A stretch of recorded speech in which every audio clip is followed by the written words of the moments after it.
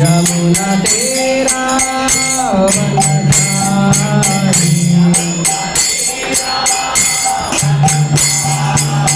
यमुना तेरा वनचारी।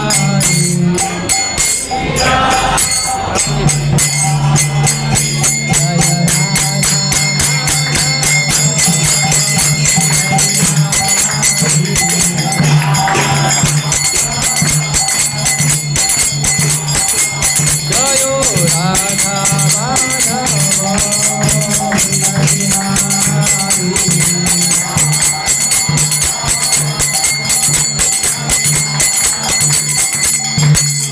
श्री राम जय जय राम, श्री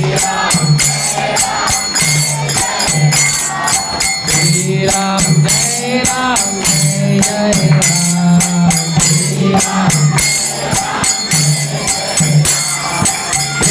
राम जय राम जय राम, श्री राम श्री राम जय राम जय राम, श्री राम जय राम जय राम, श्री राम श्री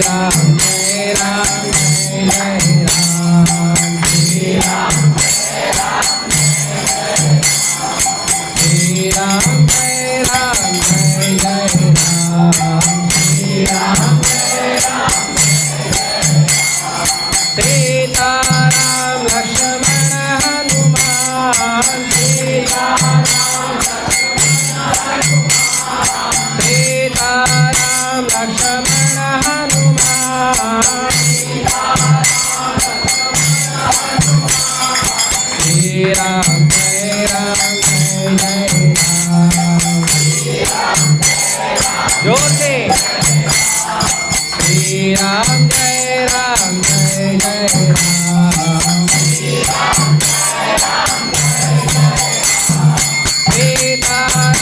लक्ष्मण हनुमान, सीता राम लक्ष्मण हनुमान, श्री राम जय राम,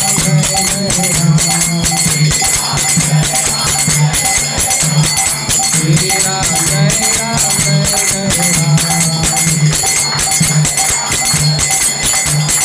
रघुपति राघव राजा राम, रघुपति राघव राजा राम, पतित पावन सीताराम,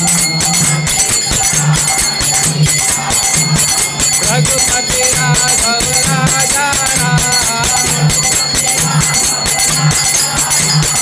रघुपति राघव राजा राम, रघुकुल नंदन राजा राम, दशरथ नंदन राजा राम, कौशल्या नंदन राजा राम, पतित पावन सीताराम, पतित पावन सीताराम, जानकी वल्लभ राजा राम, जानकी वल्लभ राजा राम, दशरथ नंदन राजा राम, दशरथ नंदन राजा राम। बोलो श्री राम जय राम,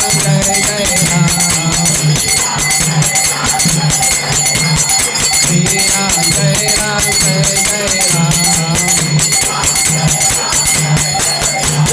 सीताराम लक्ष्मण हनुमान, सीताराम लक्ष्मण हनुमान,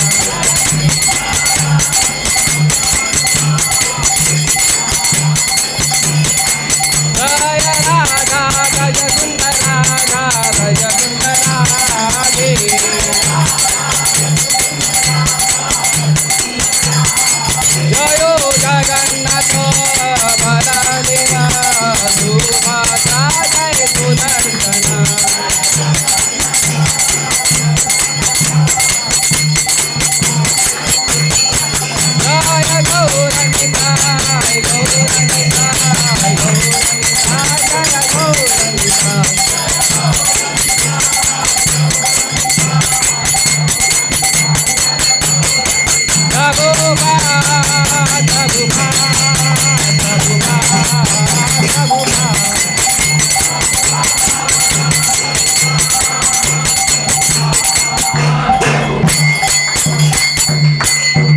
श्री हरि नाम संकीर्तन के, श्री राम नवमी महामहोत्सव के, श्री श्री राधा वृत सुंदर भगवान के, श्री श्री सीताराम लक्ष्मण हनुमान के, श्री श्री जगन्नाथ बलदेव सुभद्रा महारानी की, श्री श्री गौनिताय भगवान की, श्रील प्रभुपाद के। ओम अज्ञानतिमिरन्धस्य ज्ञानाञ्जनशलाकया चक्षुरुन्मिलितं येन तस्मै श्रीगुरुवे नमः। श्रीचैतन्यमनोभीष्टं स्थापितं येन भूतले स्वयं रूपः कदा मह्यं ददाति स्वपदान्तिकं। वन्देऽहं श्रीगुरोः श्रीयुतापदकमलं श्रीगुरून् वैष्णवांश श्रीरूपं सागरजातं सहगण रघुनाथान्वितं तं सजीवं साद्वैतं सावधूतं परिजनसहितं कृष्णचैतन्यदेवं श्रीराधा कृष्णपादान् सहगण ललिता श्रीविशाखान्वितांश। नमो विष्णुपादाय कृष्णपृष्ठाय भूतले श्रीमते भक्तिवेदांत स्वामीति नामिने। नमस्ते सारस्वती देवे गौरवाणी प्रचारिणे निर्विशेष शून्यवादी पाश्चात्यदेशकारिणे। नमो महावदन्याय कृष्ण प्रेमदाय कृष्णाय कृष्ण चैतन्य नाम्ने गौरसे नमः। हे कृष्ण करुणा सिंधु दीनबंधु जगत्पते गोपेश गोपिकाकांत राधाकांत नमस्ते। तप्त कांचन गौरांगी राधे वृंदावनेश्वरी वृषभानुसुते देवी हरि हरि। नीलाम्बुजगश्यामल कोमलांगं सीता समारोपित वामभागं बाणो महासायक चारुचापं नमामि रामं रघुवंशनाथं। रामाय रामभद्राय रामचंद्राय वेदसे रघुनाथाय नाथाय सीताय पते नमः। वाञ्छाकल्पतरुभ्यश्च कृपा सिन्धुभ्यैव च पतितानां पावनेभ्यो वैष्णवेभ्यो नमो नमः। जय श्री कृष्ण चैतन्य प्रभु नित्यानंद श्री अद्वैत गदाधर श्रीवासादि गौर भक्तवृंद। हरे कृष्णा कृष्णा कृष्णा हरे हरे हरे राम राम राम हरे हरे कृष्ण। आज कितना तारीख है? 21 20 और 21। तो रामनवमी 17 तारीख को मनाई गई थी पूरे देश भर में। ऐसे तो प्रधानमंत्री नरेंद्र मोदी जी के सहयोग से अब हम रामनवमी 2 बार मनाते हैं, है ना। भगवान श्री राम का जो उत्सव है 2 बार मनाते हैं। एक जो रामनवमी आता है तिथि के अनुसार वो, और दूसरा 22 जनवरी, है ना। तो 2 हो गए। कहाँ नास्तिक लोग सोच रहे थे कि हिंदू लोग एक भी रामनवमी नहीं मनाना चाहिए, कहाँ राम की कृपा से 2 हो गया। इसीलिए भक्तों को निराश नहीं होना चाहिए। भक्तों को भगवान डबल कृपा करने के लिए हमेशा रेडी रहते हैं, पर भगवान को चाहिए कि भक्तों की श्रद्धा मजबूत रहे, हिले नहीं। इसके लिए भगवान कहते हैं अन्यन्य चिंतयन्तो माम ये जना परिप्रासते। तो हमेशा जो चिंतन करता है भगवान का। दूसरा भगवान एक जगह कहते हैं दृढ़ व्रतः, कि जो भक्त होना चाहिए वो कैसा होना चाहिए? दृढ़ व्रतः होना चाहिए, है ना। अपने व्रत में, अपनी तपस्या में, अपने साधना में, अपने निष्ठा में, अपने विश्वास में, अपने श्रद्धा में दृढ़ होना चाहिए। उसकी श्रद्धा हिलनी नहीं चाहिए, तब जाके भगवान विशेष आशीर्वाद देते हैं। और भगवान किसी को भूलते नहीं हैं, किसी की सेवा, किसी की कुछ भी भूलते नहीं हैं। और इसके कई उदाहरण जो है हम रामलीला में और बाकी भगवान की जितनी भी लीलाएं हैं उसमें हम सुनते हैं। तो क्योंकि हम चर्चा करने जा रहे हैं भगवान की, तो मैंने परम पूज्य गोपाल कृष्ण गोसाई महाराज का लेक्चर सुना सुबह भगवान श्री रामनवमी के उपलक्ष्य में। तो मैं उसी लेक्चर को रिपीट करूँगा, क्योंकि मेरे पास तो ज्ञान है नहीं अपना कुछ, जो है गुरुओं से प्राप्त हुआ है, तो उसी को रिपीट कर देता हूँ, ठीक है।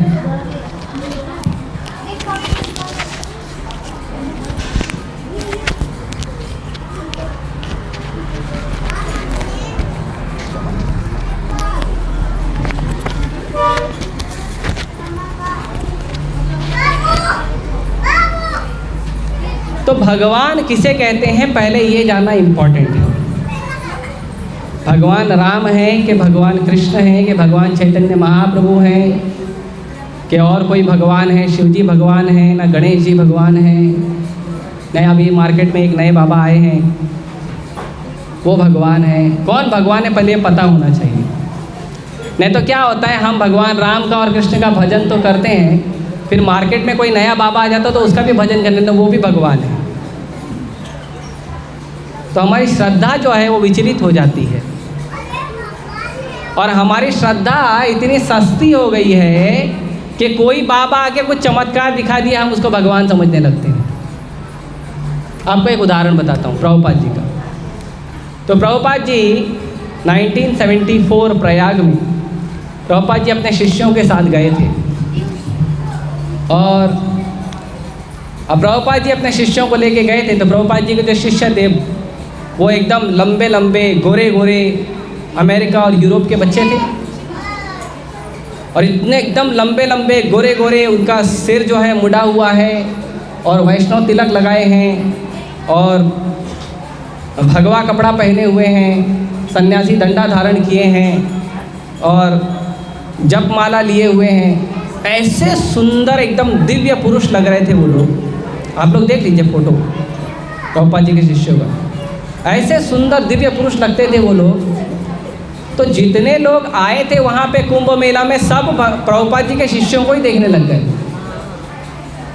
बोले क्या डायरेक्ट वैकुंठ से इंपोर्ट किया है क्या? एकदम उनको ही देखने लग गए सब। तो वहाँ पे एक बाबा था जिसको अच्छा नहीं लगा कि प्रभुपाद जी के शिष्यों को सारे लोग देख रहे हैं, क्योंकि उसके शिष्य भी अपने गुरु को नहीं देख रहे थे, प्रभुपाद जी के शिष्यों को देख रहे थे। तो बोला ये क्या देखते हो, रुको मैं दिखाता हूँ।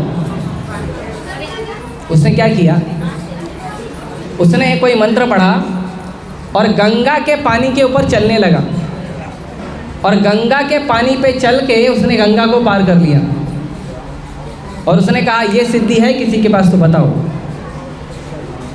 अब प्रभुपाद जी के शिष्यों के लिए ये बड़ा नया अनुभव था, ये क्या चीज़ है भाई, पानी के ऊपर चल के चले गया। ठीक है हम हरे कृष्णा जप करें ठीक है, लेकिन यहाँ पानी के ऊपर चल लिया। तो वो आश्चर्यचकित हो गए। तो उन्होंने पूछा प्रभुपाद जी को व्हाट इज़ दिस, ये क्या है भाई? प्रभुपाद जी बोले रुको बताता हूँ। फिर प्रभुपाद जी बोट वाले को बुला, इधर आओ। बोट वाला आया, प्रभुपाद जी बोट में बैठे, उन सब अपने बच्चों को बोले बोट में बैठ जाओ। बोट वाले को 2 पैसा दिए और बोले हमको गंगा पार करा दो, और बोट वाले ने गंगा पार करा दिया 2 पैसा लेके।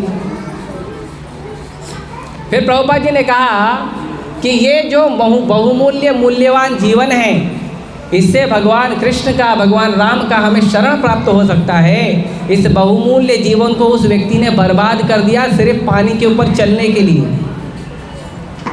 उसका वैल्यू कितना है? 2 पैसा। आप 2 पैसा दे के बोट से नाव पार कर लो, क्यों तब जीवन बर्बाद करके सिद्धि प्राप्त करने चले गए?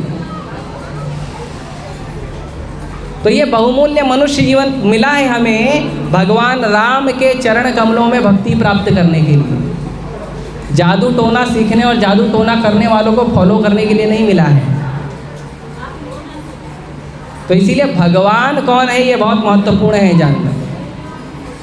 तो श्री व्यासदेव जी के पिताजी का नाम है पराशर मुनि।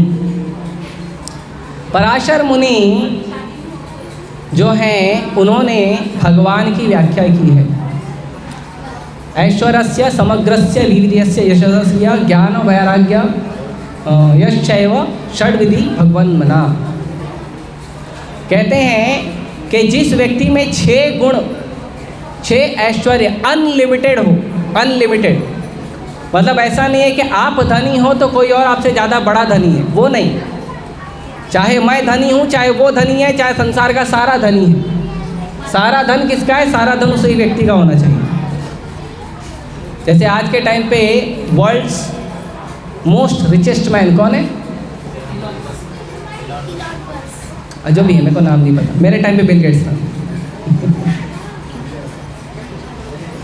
तो वो भले दुनिया का सबसे अमीर आदमी है, लेकिन उसका मतलब नहीं है कि दुनिया का सारा धन उसके पास है।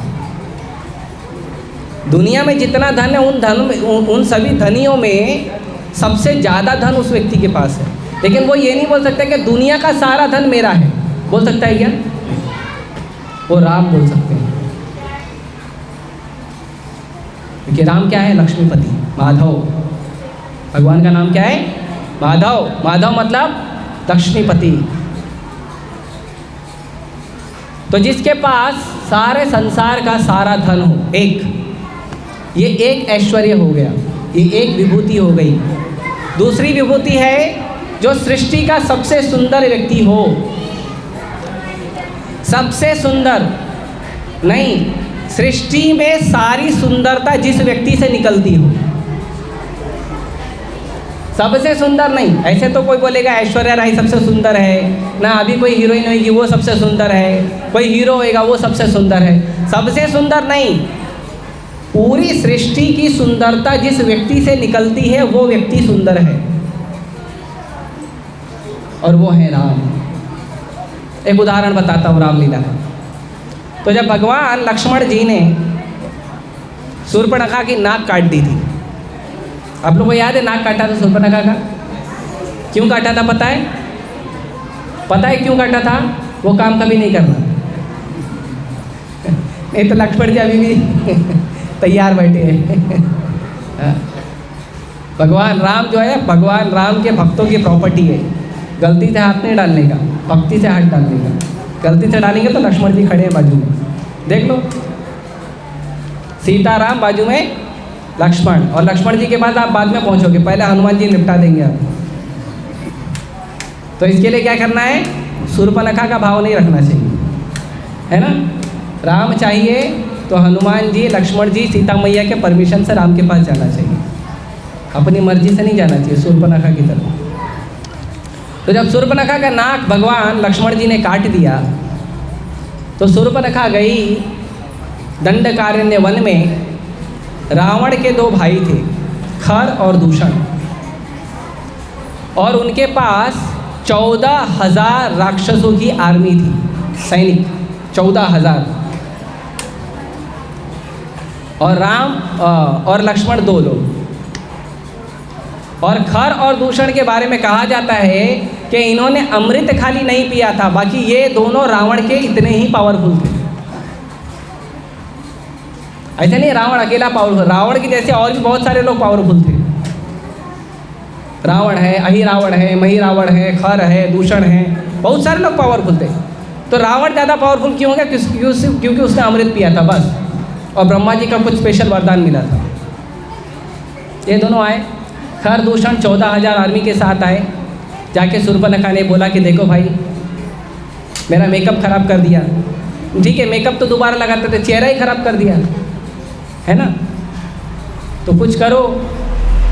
तो खर दूषण आए भगवान राम और लक्ष्मण से लड़ाई करने। तो जब उन्होंने भगवान राम और लक्ष्मण को देखा, देखो लड़ाई करने आया है, क्या करने आया है? लड़ाई करने आया है। और कौन आया है? असुर। ऐसा भी नहीं कोई देवता आया है, अच्छा आदमी है, नहीं, असुर आया है लड़ाई करने के लिए। लेकिन आके भगवान को क्या बोला पता है? बोला आप दोनों इतने सुंदर हो, इतने सुंदर हो कि आप दोनों को मारने का मन नहीं कर रहा। तो भगवान बोले फिर क्या मन कर रहा है? बोले मन तो कर रहा है कि आप दोनों को ले जाऊं लंका में, और लंका में बनाऊं एक म्यूजियम, प्रदर्शनी, और उस म्यूजियम में मैं आप दोनों को रख दूंगा और रोज दर्शन करने आऊँगा। इतने सुंदर है राम लक्ष्मण। वो बात अलग है, भगवान लड़ाई के मूड में थे, तो भगवान ने उसको भर भर के गालियाँ दी फिर बेचारा लड़ना पड़ा उसको। हाँ? इतने सुंदर हैं राम और लक्ष्मण कि अगर असुर को भी भगवान से युद्ध करना है तो वो युद्ध करने का भाव नहीं रखेगा, भगवान को देखने का भाव ही बदल जाता है। इसीलिए रावण जब भगवान राम और लक्ष्मण की बात करता था तो रावण ये नहीं बोलता था वो वनवासी है, प्रतिद्वंदी है। रावण कहता था वो दोनों तो सुकुमार हैं। ये सुंदरता है भगवान राम।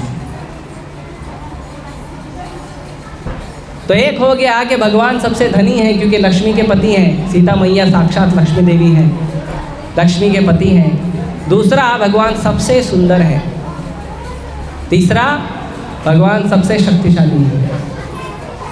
भगवान से ज़्यादा शक्तिशाली कोई नहीं है। इनफैक्ट भगवान से ही सारे संसार को, हर व्यक्ति को शक्ति प्राप्त होती है। भगवान किसी के शरीर का एक नस ढीला कर देंगे ना, तो दिखाते रह जाना अपना रेसलिंग पावर, कुछ नहीं होने वाला। तो जो खरदूषण आए थे 14,000 राक्षसों के साथ, आपको जान के आश्चर्य होगा, उसको राम और लक्ष्मण ने नहीं मारा, उसको केवल श्री राम ने मारा था, अकेले। है ना, कई लोग बोलते राम गए थे रावण से लड़ने तो बंदरों की सेना लेके गए थे, उनको तो सेवा में लगाने ले गए थे कि भगवान का सेवा करेंगे तो उद्धार होगा। उसको मारने के लिए रावण को भगवान अकेले ही काफ़ी थे। अब मारने की क्या ज़रूरत है, भगवान तो रावण के हृदय में है। बोलेंगे सुनो मेरी पत्नी को वापस दे दो, वो खुद ही दे के आएगा वापस, पुष्पक विमान से वापस ला के दे देगा।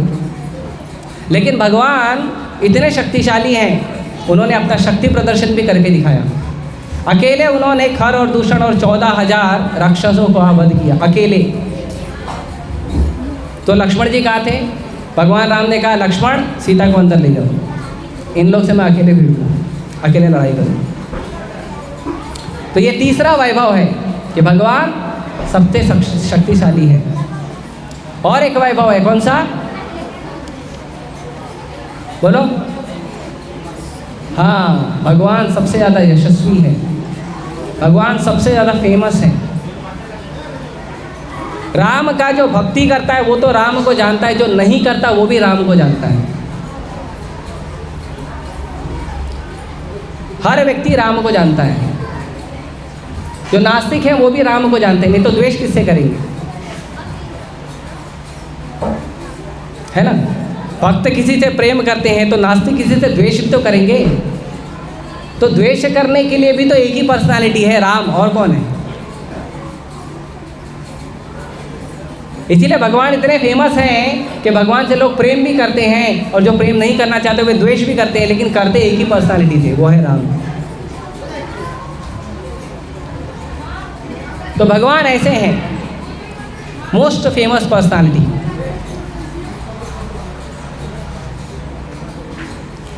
और भगवान के अंदर और एक विशेष गुण है, वो है भगवान सबसे ज़्यादा ज्ञानी है। और वो ज्ञान जो है वो भगवान श्री राम के जीवन में ही सबसे ज़्यादा झलकता है। क्यों? क्योंकि भगवत गीता में भगवान कहते हैं विद्या विनय संपन्ने। क्या बोलते हैं भगवान? विद्या विनय संपन्ने। कि जिस व्यक्ति के पास विद्या है, जिस व्यक्ति के पास विद्या है उसके पास क्या होना चाहिए? विनय होना चाहिए। जिस पेड़ पे ज़्यादा फल लगते हैं वो पेड़ झुका हुआ होना चाहिए। यदि आपके पास ज़्यादा ज्ञान है, आपके पास ज़्यादा प्रतिभा है, आपके पास ज़्यादा हुनर है, आपके पास ज़्यादा टैलेंट है, तो आपका स्वभाव जो है ना नम्र होना चाहिए, प्रेम का होना चाहिए। अगर पढ़ाई करने के बाद, हुनर लेने के बाद भी आप अकड़ के घूम रहे हो कि मैं तो प्रोफेसर हूँ, मैं तो इंजीनियर हूँ, मैं तो डॉक्टर हूँ, मैं तो लॉयर हूँ, मैं बड़ा नेता हूँ, तो आपने जीवन में कभी पढ़ाई की ही नहीं है। आपने खाली किताब को थोड़ा बहुत सीखा है बस। ज्ञान का अर्थ होता है नम्रता।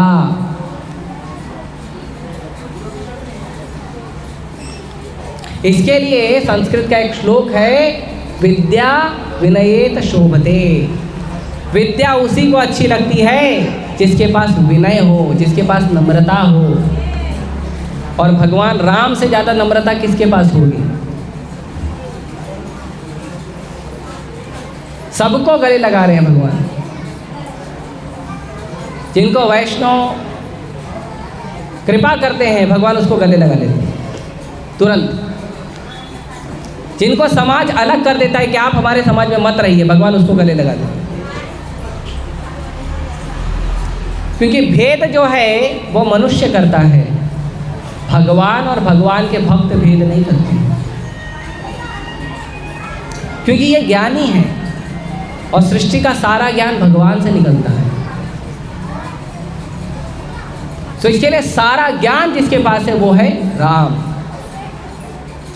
और एक ऐसा गुण, एक ऐसा वैभव, एक ऐसा ऐश्वर्य जिसके प्राप्त होने पे ये बाकी के जो 5 ऐश्वर्य है वो चुपचाप पीछे चले आते हैं, है ना। ज्ञान हो गया, सुंदरता हो गई, धन हो गया और शक्ति हो गई, ये जितने भी ऐश्वर्य हैं ये उस एक ऐश्वर्य के प्राप्त होने पे अपने आप पीछे चले आते हैं। पता है वो कौन सा ऐश्वर्य है? वो है त्याग। और भगवान राम ने त्याग करके दिखाया। क्या नहीं त्यागा भगवान ने। और त्यागने का मतलब ऐसा नहीं ठीक है यार छोड़ दो, ठीक है अब नहीं मिल रहा तो क्या करो, अब नहीं मिल रहा तो क्या करेंगे, ठीक है जाने तो नहीं चाहिए, नहीं, प्रेम से स्वीकार किया। आपको कुछ त्यागने के लिए कहा गया है, प्रेम से स्वीकार करिए। 2 भक्त बैठे हैं प्रसाद पाने के लिए, गुलाब जामुन बांटा जा रहा है। आखिरी में 2 भक्त बचे गुलाब जामुन बांटने के लिए और गुलाब जामुन एक बचा। उस समय पता चलता है कि त्याग करने का भाव किसके अंदर है। ऑब्वियसली जिसको गुलाब जामुन नहीं पसंद है वो तो त्याग कर देगा, लेकिन दोनों को पसंद है उसके बाद त्याग करेगा, वो बड़ी बात है। और खुशी खुशी कि प्रभु जी नहीं आप लीजिए हम तो बहुत खाते रहते हैं, तब बड़ी बात है। तो ये जो 6 के 6 विभूतियाँ हैं, ये 6 के 6 जो ऐश्वर्य हैं, ये 100% जिस पर्सनालिटी में मिलते हैं, थोड़े थोड़े तो सबके अंदर हैं, थोड़े थोड़े मेरे अंदर भी हैं, आपके अंदर भी हैं, लेकिन 100% जिस व्यक्ति के अंदर है, जिस व्यक्ति से हमें प्राप्त होते हैं, वो व्यक्ति है राम। इसीलिए राम है भगवान, इसीलिए राम भगवान है, इसीलिए भगवान कृष्ण है, इसीलिए चैतन्य महाप्रभु भगवान है, क्योंकि उनके अंदर ये 6 के 6 ऐश्वर्य 100% कंप्लीट मात्रा में है, जरा सा भी कम नहीं है। और पूरी सृष्टि में जितना भी लोगों को ये ऐश्वर्य प्राप्त होते हैं वो राम से ही प्राप्त होते हैं। किसी को ऐसा नहीं सोचना चाहिए कि आज मेरे पास ज़्यादा धन हो गया है तो मैं राम से बड़ा हो गया हूँ, आज मैं कोई बड़ा नेता बन गया हूँ तो राम से बड़ा हो गया हूँ, आज मैं मिस्टर यूनिवर्स या मिस यूनिवर्स बन गई हूँ तो राम से बड़े हो गए। नहीं नहीं, आपके शरीर का एक स्क्रू ढीला करेंगे ना तो सब मटिया मेट हो जाएगा। इसीलिए राम से बड़ा होने का प्रयास मत करो, राम का दास बनने का प्रयास करो, तब जाके हमें असली कृपा, असली धन प्राप्त होगा। इसीलिए सृष्टि का सबसे बहुमूल्य धन क्या है पता है? सीता राम के चरणों में सेवा प्राप्त करना, इससे बड़ा धन नहीं है। राधा कृष्ण के चरणों में सेवा प्राप्त करना। जिस व्यक्ति को रुपए का, गाड़ी का, बंगले का या पशुओं का धन प्राप्त हुआ है, वो कोई धन थोड़ी है, वो तो आपका शरीर छूटने के पहले ही छूट जाएगा। आप जैसे हॉस्पिटल में जमा होगे वैसे ही घर परिवार वाले तुरंत डिसाइड करने लगेंगे अभी ये जाएगा 1 हफ्ते बाद तो कौन कितना बांटेगा।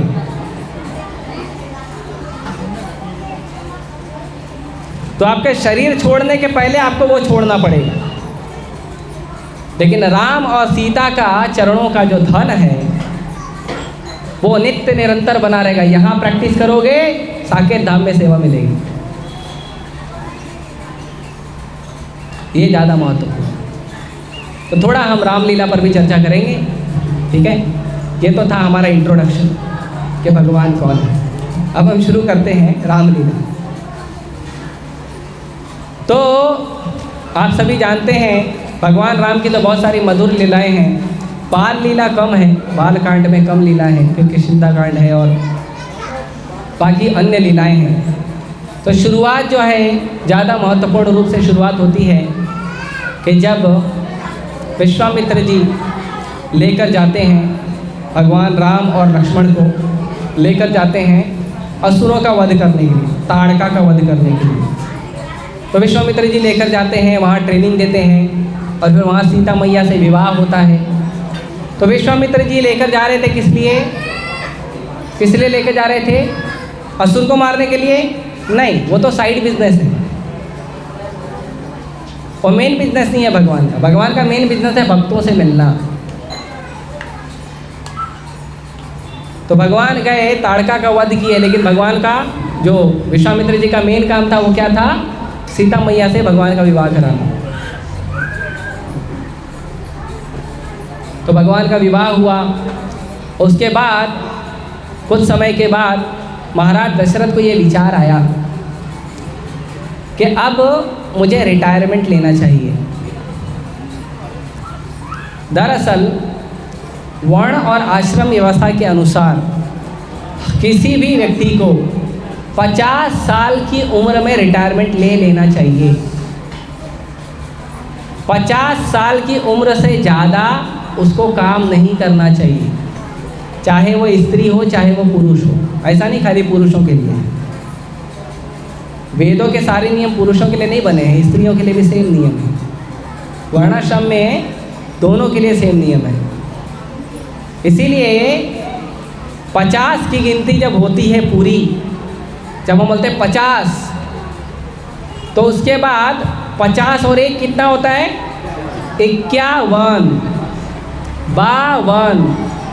मतलब अब 1 में जाने का टाइम है तुम्हारा। क्या का टाइम है? 1, 51, 52, 1 में जाओ, घर में मत बैठो। दुर्भाग्य देखो कलयुग का कि जब तक जबरदस्ती उसको कुर्सी से हटा न लिया जाए, शरीर न छूट जाए, गोली न मार दी जाए, तब तक वो रिटायरमेंट लेता ही नहीं।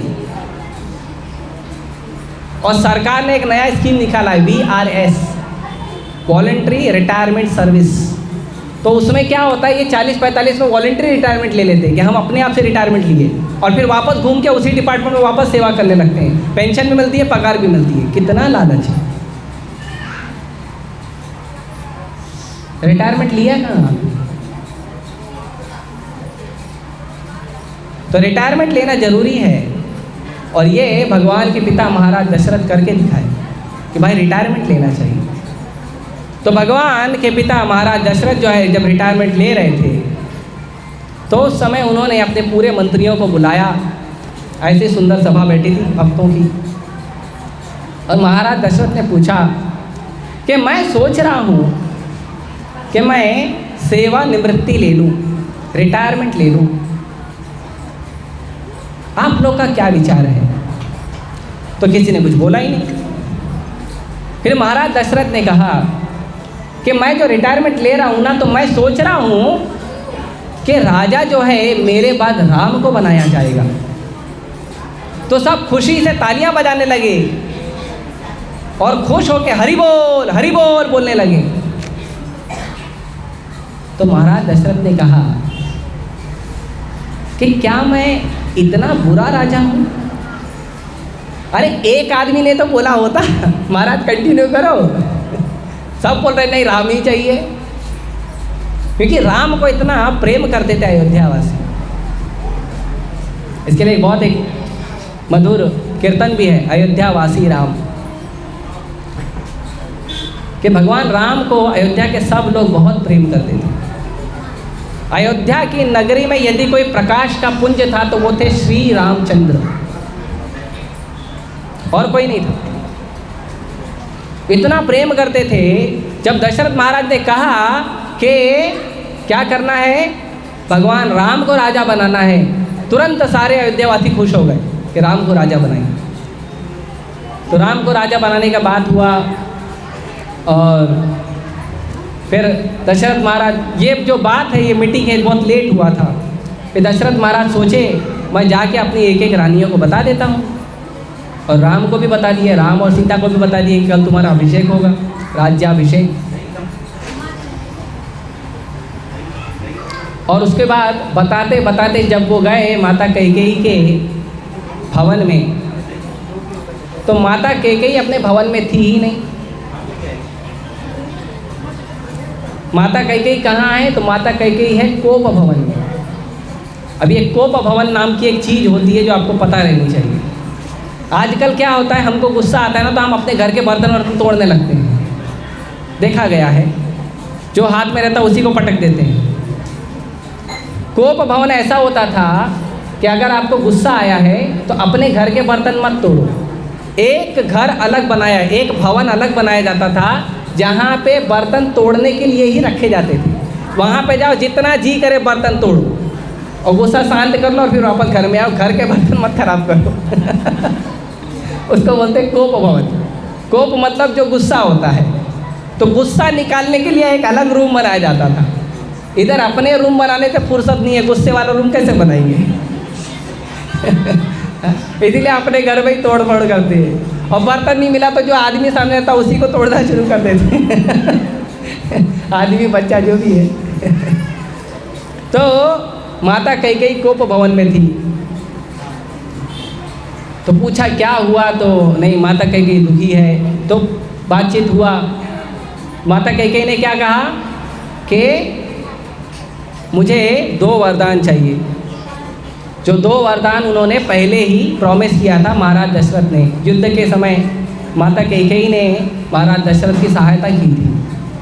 तो उस समय महाराज दशरथ ने कहा था कि तुमको मैं कुछ वरदान देना चाहता हूँ। माता कैकेयी ने बोला अभी ज़रूरत नहीं है, जब ज़रूरत होगी तो मांग लेंगे। तो आज जब भगवान राम का अभिषेक होने वाला है, राज्याभिषेक, तो उस समय माता कैकेयी ने मांगा। तो माता कैकेयी ने अपने मन से नहीं मांगा था, माता कैकेयी ने मांगा था क्योंकि मंथरा ने उनको ज्ञान दिया था। तो संसार में बुरी आदतों के साथ रहना या बुरे लोगों के साथ रहना गलत नहीं है, लेकिन बुरे लोगों से अपना दिल खोलना गलत है। यदि हमारे आसपास कुछ ऐसे लोग हैं जो हमारे जीवन में नकारात्मक विचार डालते हैं, तो ऐसे लोगों को संसार में रखना, जीवन में रखना गलत नहीं है, लेकिन उन लोगों से अपने जीवन की गतिविधियों को चर्चा करना गलत है। जो मंथरा के साथ करने पर माता कैकेयी पे प्रभाव पड़ा। माता कैकेयी जो है वो भगवान राम को सबसे ज़्यादा प्रेम करती थी। यहाँ तक कि भगवान राम माता कैकेयी को माँ बोलते थे। जब सीता मैया आई थी विवाह करके, तो माता कैकेयी ने अपना स्वर्ण भवन सीता मैया को मुँह दिखाई दी थी। अपना घर, सोने का घर सीता मैया को मुँह दिखाई में दे दिया। इतना प्रेम करती थी। लेकिन अभक्तों का संग करने के कारण, ऐसा व्यक्ति जो राम से ईर्ष्या करता है, उसका संग करने के कारण कैकेयी माता पे प्रभाव पड़ गया। ये हमारे लिए सीख है कि हमें ऐसे लोगों का संग ज़्यादा नहीं करना चाहिए, और करना भी चाहिए तो उनसे हृदय खोलकर बात नहीं करनी चाहिए, नहीं तो हमारे ऊपर नकारात्मक प्रभाव पड़ेगा।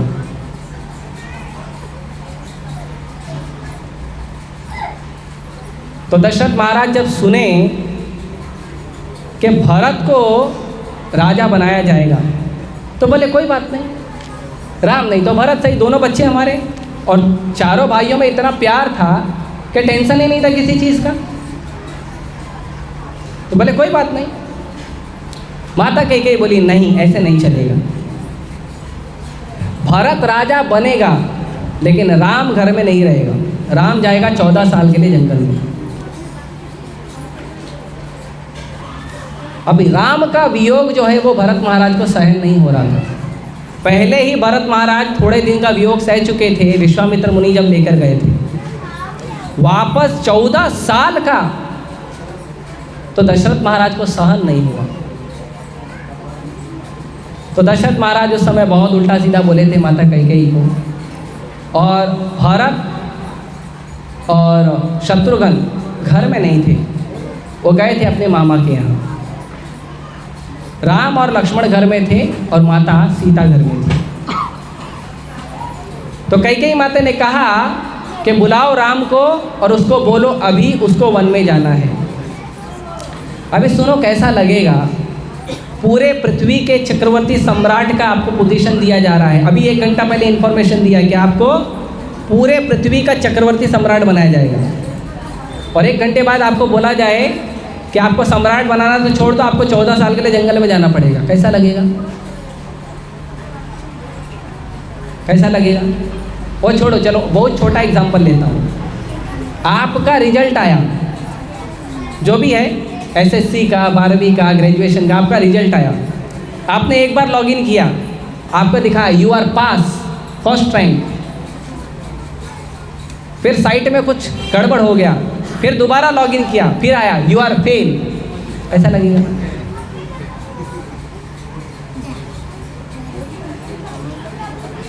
और उस बीच में जो मिठाई खरीद लिया उसका खर्चे का टेंशन अलग रहेगा कि पहले पास दिखाता, खरीद लिया, अब करूँ क्या इसका?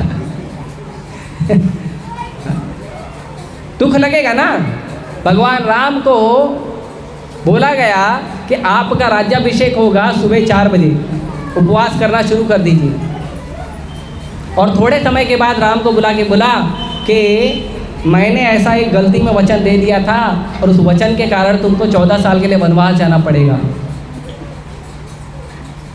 लेकिन मैं नहीं चाहता हूँ तुम वनवास जाओ। दशरथ महाराज ने कहा मैं नहीं चाहता हूँ तुम वनवास जाओ, मैंने वचन दे दिया था, इसके लिए तुम्हारी माँ ने मांग लिया, क्या करना है बताओ। तो भगवान राम बोल सकते थे ना, वचन तुम्हारा, बीवी तुम्हारी, मेरे को क्या बोल रहे हो? बोल सकते थे ना। आजकल के बच्चे तो ऐसे ही बोलेंगे, मैं तो आपका उत्तराधिकारी हूँ, मेरे को तो प्रॉपर्टी चाहिए।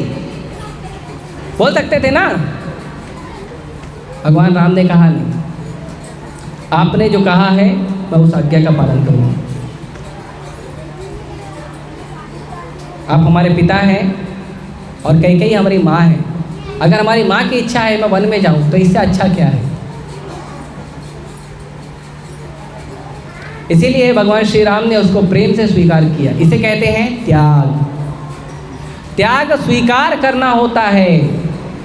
ऐसे कई बार लोग कहते हैं कि भूखा रहने से भगवान मिलते हैं क्या? आप लोग उपवास रखते हो, भूखा रहने से भगवान मिलते हैं? भूखा रहने से भगवान नहीं मिलते। ऐसे तो बहुत सारे लोग सड़क पर भूखे रहते हैं, सबको भगवान मिलेंगे? नहीं। अपनी इच्छा से भगवान की सेवा के लिए, भगवान के दिए हुए मार्गदर्शन के अनुसार यदि हम तपस्या करते हैं अपने आप को शुद्ध करने के लिए, तब भगवान प्रसन्न होते हैं। यदि हम अपने आप को शुद्ध करने का भाव ही नहीं रखे हैं और उपवास रखे हैं तो उस उपवास का कोई फायदा नहीं। इसीलिए कई बार उपवास के कई सारे नियम होते हैं। उपवास में ये खाना है, ये नहीं खाना है, ऐसे बैठना है, ऐसे सोना है, यहाँ नहाना है, वो नहीं करना है। उपवास का ये सब महत्व नहीं है।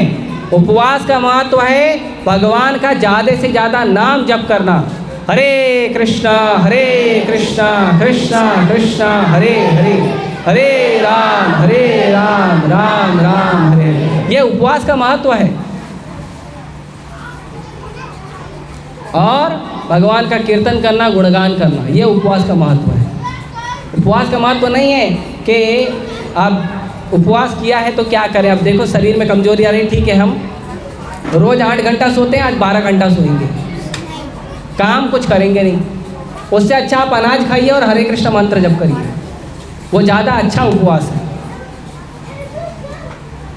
तो उपवास का मतलब होता है उपवास, अपने साधारण जीवन से ऊपर उठकर जीवन जियो, और वो जीवन है भक्ति का जीवन, उसको उपवास कहते हैं। इसको त्याग कहते हैं। त्याग ऐसा होना चाहिए। तो भगवान राम ने त्याग करके दिखाया। उसके बाद भगवान राम आगे बढ़े। आगे बढ़े और देखिए बड़ी अजीब बात है कि भगवान राम ने तो अपना राजपाट त्याग दिया।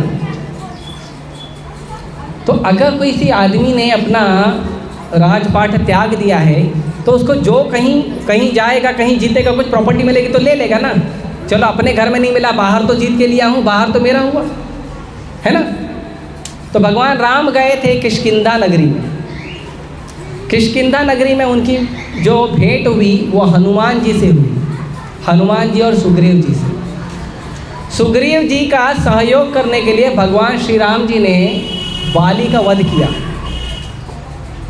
तो जब बाली का वध किया तो किष्किंधा नगरी किसकी हुई? राम की। भगवान राम ने लिया, सुग्रीव को दे दिया। इसको बोलते हैं त्याग। कि ईमानदारी से उन्होंने त्याग किया है। जो राजमहल है, जो राजभवन है, उसका ईमानदारी से त्याग किया है।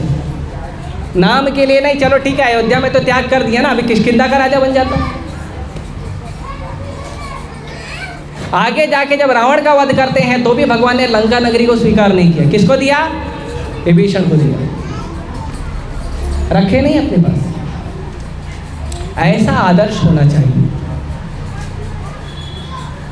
तो राम भगवान क्यों हैं? क्योंकि वो खुद तो वनवासी हैं लेकिन दूसरों को राजा बनाने की क्षमता रखते हैं, इसके लिए भगवान है।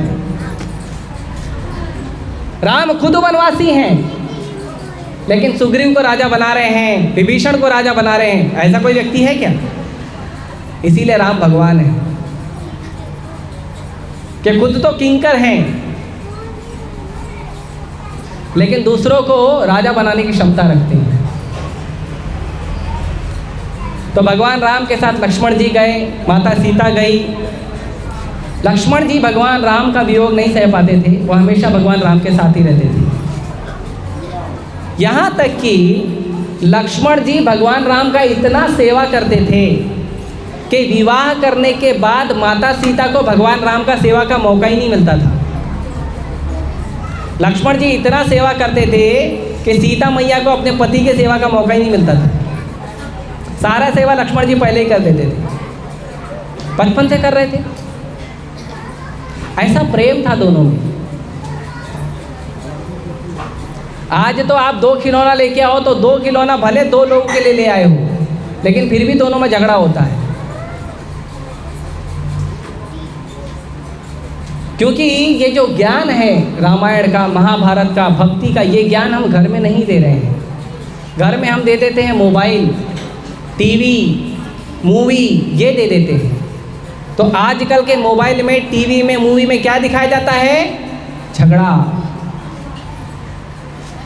फिर माँ बाप आके पूछते पता नहीं कहाँ से झगड़ा करना सीख गए, मैं तो सिखाई नहीं। अरे आपको भी तो ट्रेनिंग मिला है टीवी से।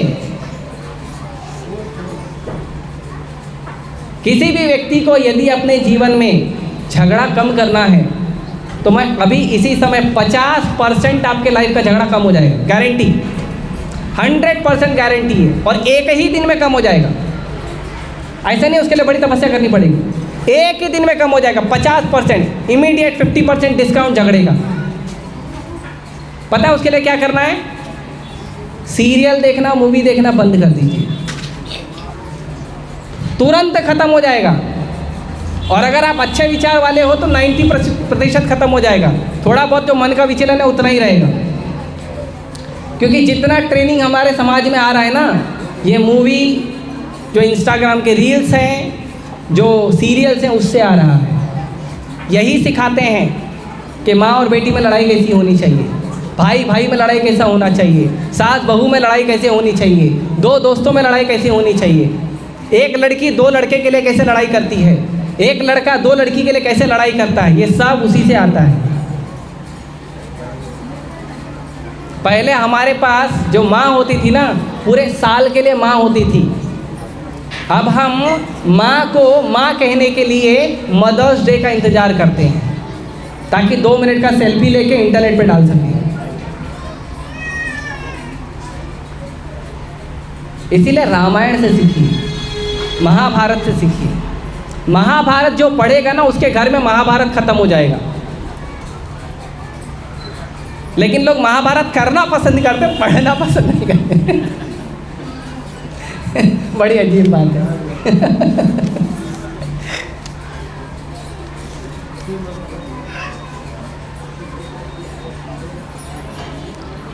तो भगवान श्री राम वनवास गए, माता सीता साथ में गई, उसके साथ लक्ष्मण जी गए। मैं बहुत शॉर्ट में कर रहा हूँ, ठीक है, बहुत बड़ी कथा है। तो आगे बढ़े तो वहाँ पे उन्हें मिले जटायु।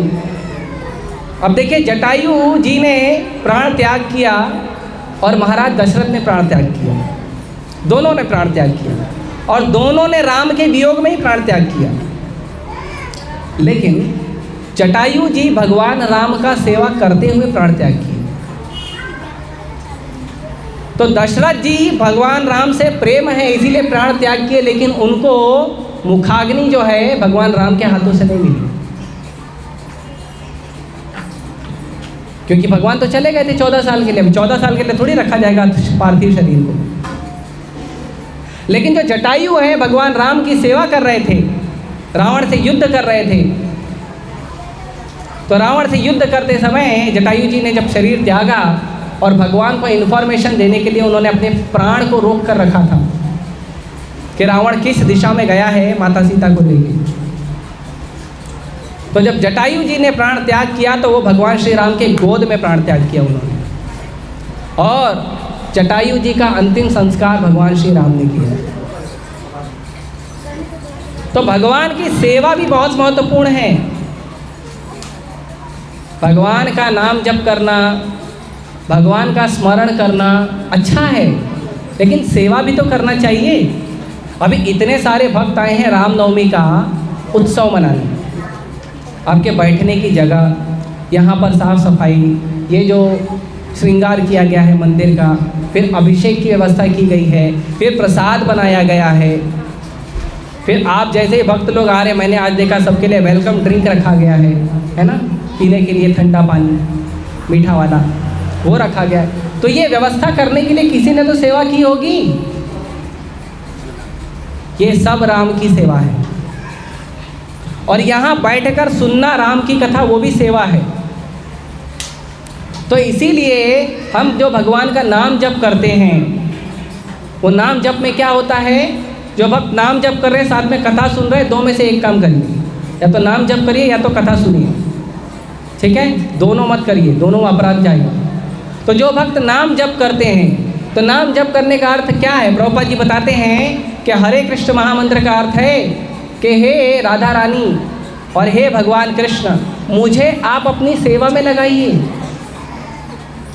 अब आप भगवान को बोलते हो कि आप मुझे अपनी सेवा में लगाइए, हाँ, और जब दूसरा भक्त आके बोल रहा है प्रभु जी भगवान की सेवा लीजिए, तो आप बोलते हैं सॉरी मैं हरे कृष्ण मंत्र जप कर रहा हूँ। आप भगवान से सेवा मांगे, सेवा आई, आपने सेवा मना कर दिया, फिर आप सेवा मांगने के लिए जप करना शुरू कर दिए, भगवान जप स्वीकार करेंगे?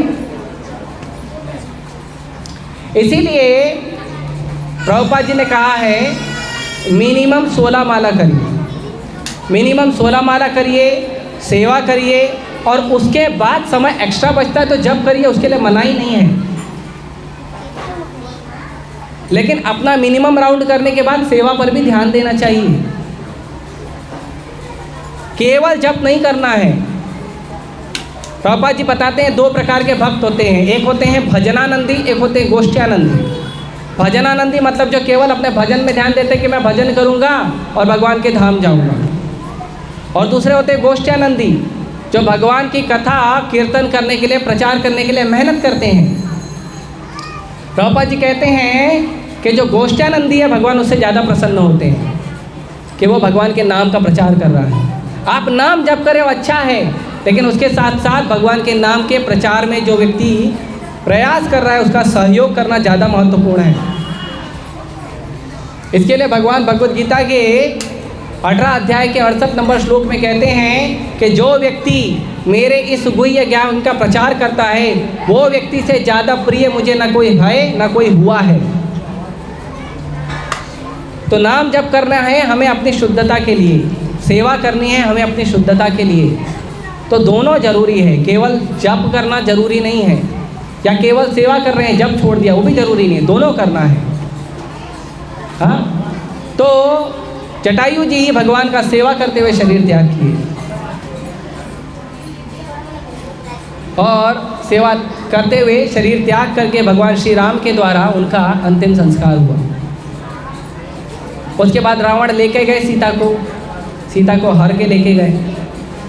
तो यहाँ पे बहुत सारे लोग प्रश्न पूछते हैं कि अगर सीता इतनी शुद्ध है तो रावण ने हाथ कैसे लगाया? सही बात है ना?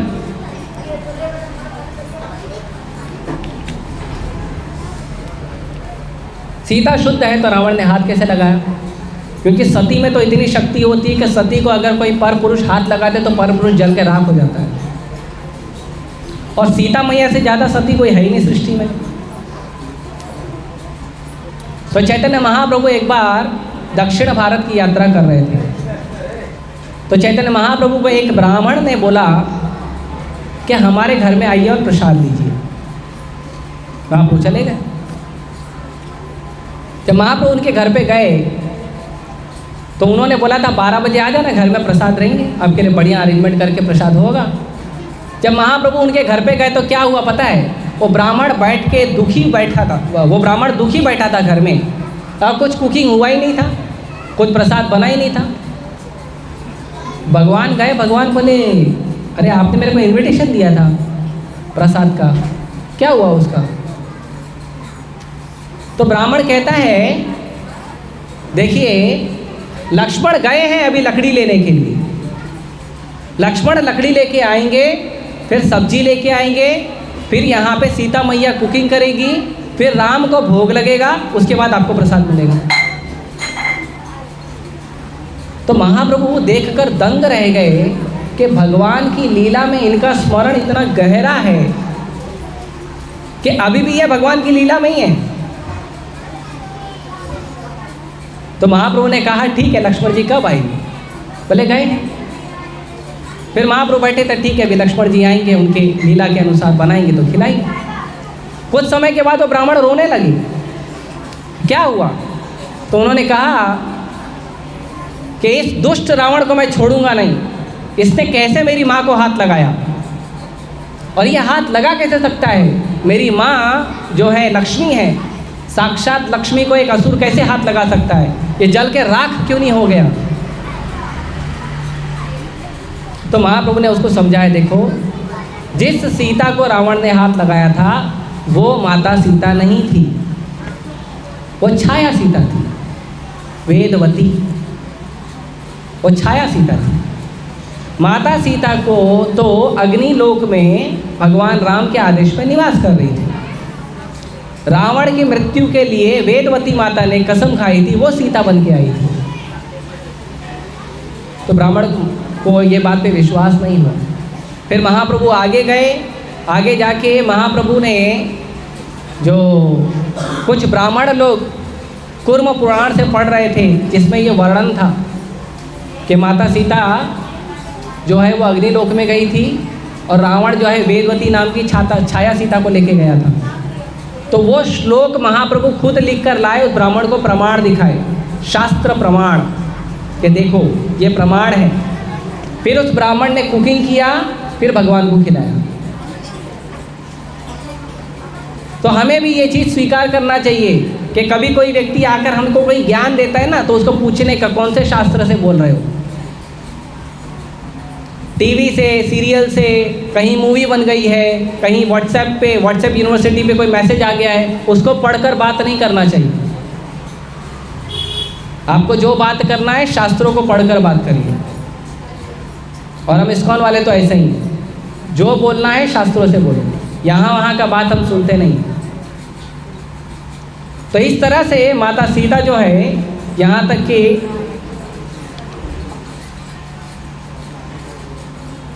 तक कि जो रामचरितमानस है उसमें भी वर्णन है, उसमें भी वर्णन है कि भगवान श्री राम जिस दिन रावण आने वाला था उसके एक दिन पहले रात में भगवान राम माता सीता को कहते हैं, तुम पावक ही करो निवासा जब तक करूँ निशाचर नासा। कि तुम अग्निलोक, पावक मतलब अग्नि, तुम अग्निलोक में चले जाओ जब तक मैं इन असुरों का वध नहीं कर लेता हूँ। तो रामचरितमानस में भी वर्णन है इसका, और वाल्मीकि रामायण में तो वर्णन है ही। तो माता जो सीता थी वो छाया सीता थी। तो भगवान श्री राम ने जो अग्नि परीक्षा ली थी माता सीता की, वो सीता मैया की नहीं ली थी। जो छाया सीता है वो अग्निलोक में गई थी, और जो माता सीता है वो अग्निलोक से वापस आई थी। उसका वो कारण था, माता सीता को कष्ट देने का कोई भाव नहीं था राम का, और राम को कभी डाउट नहीं हुआ था अपनी पत्नी पे। डाउट हुआ तो लेने क्यों गए, इतना मेहनत क्यों किया, इतने सारे असुरों को मार दिए बिना कारण के। बताओ, सीता भी असली नहीं थे, रावण को मार दिए बेकार में। तो रावण को मारना उद्देश्य था और सीता मैया को वापस लाने के लिए अग्नि परीक्षा किए थे। रावण को क्यों मारना था? क्योंकि रावण बहुत सारे भक्तों को तंग कर रहा था, इसीलिए मारना था। इसीलिए जो अग्नि परीक्षा है इसीलिए ली गई थी। उसके बाद और एक बहुत महत्वपूर्ण जो वर्णन आता है वो आता है हनुमान जी का।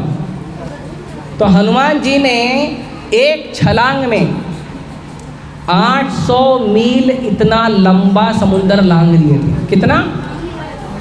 800 मील एक छलांग में। आज के टाइम के हिसाब से तो हनुमान जी को सारे ओलंपिक मेडल उनको ही दे देना चाहिए। एक छलांग में 800 मील को छलांग मारता है। हाँ, इतनी लंबी लॉन्ग जंप कौन लगाएगा? लेकिन हनुमान जी जब जा रहे थे तो उनको रास्ते में 3 लोग मिले थे। 3 लोग। पहले तो मैनाक पर्वत मिला, बोला आप भगवान की सेवा करने जा रहे हो, थोड़ा आराम कर लो फिर आगे जाओ। हनुमान जी ने आराम को त्याग दिया।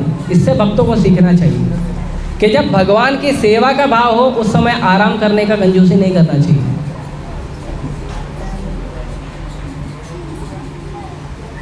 उसके बाद दूसरी एक राक्षसी मिली जब हनुमान जी आगे जा रहे थे। तो वो जब असुरनी मिली तो वो असुरनी हनुमान जी से कंपटीशन कर रही थी, बड़ा कौन है। सुरसा नाम की असुर थी।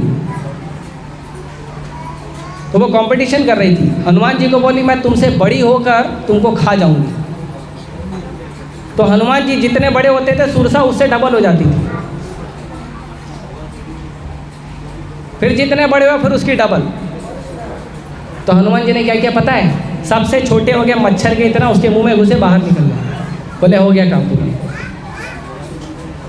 तो यहाँ पे हनुमान जी सिखाते हैं कि जब भगवान की सेवा में जाओ और कहीं कंपटीशन हो, मैं बड़ा कि तू बड़ा, वहाँ पे नम्रता से हाथ जोड़ो, प्रभु जी आप बड़े हैं, हमें सेवा करने दीजिए। ये भाव बहुत महत्वपूर्ण है। पहला भाव क्या है? आराम नहीं करना। दूसरा भाव क्या है? नम्र बनकर, छोटा बनकर सेवा करना चाहिए। और तीसरा क्या है? और एक राक्षसी आई थी जो ईर्ष्यालु थी। वो राक्षसी ने क्या किया? हनुमान जी से द्वेष करने का प्रयास किया। तो हनुमान जी ने उस द्वेष को पार करते हुए राक्षसी का वध करते हुए चले गए। तो हमारे हृदय में जो द्वेष होता है ना भक्तों के प्रति, ईर्ष्या होती है, उसको दबा के उसको कुचल कर आगे जाना चाहिए। भक्तों से द्वेष, लड़ाई झगड़ा नहीं करना चाहिए। तो ये सीख जो है हमें हनुमान जी से मिलती है।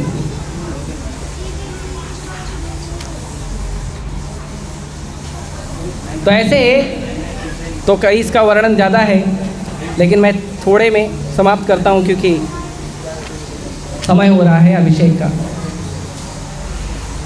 तो भगवान श्री राम के लीला में और एक महत्वपूर्ण चीज़ हमें सीखने मिलती है, वो है भगवान का नाम। भगवान का नाम जप करना। जो विभीषण जी थे वो असुरों की नगरी में रहते हुए भी सुरक्षित थे। क्यों? क्योंकि उन्होंने नाम का आश्रय लिया था। हमेशा भगवान राम का नाम जप करते थे। एक बार सारे असुर जाके कंप्लेन कर दिए रावण से कि तुम्हारा जो भाई है, तुम्हारे दुश्मन का नाम लिख के रखा है अपने घर में, राम। तो भक्तों को चतुर कैसे होना चाहिए विभीषण जी से सीखिए। तो विभीषण को पकड़ के ले आए, बोले देखो लंका में तुमने उसका नाम लिख के रखा है, गलत बात है। तो विभीषण जी बोले नहीं, मैंने तो राम का नाम लिखा ही नहीं है। तो बोले क्या तुम्हारे दीवार के ऊपर लिखा है राम, राम लिखा है ना। बोले अरे आपके अनुचरों को कुछ गलत फहमी हुई है, मैं तो आपका नाम लिखा हूँ। तो रावण बोला मेरा नाम राम है।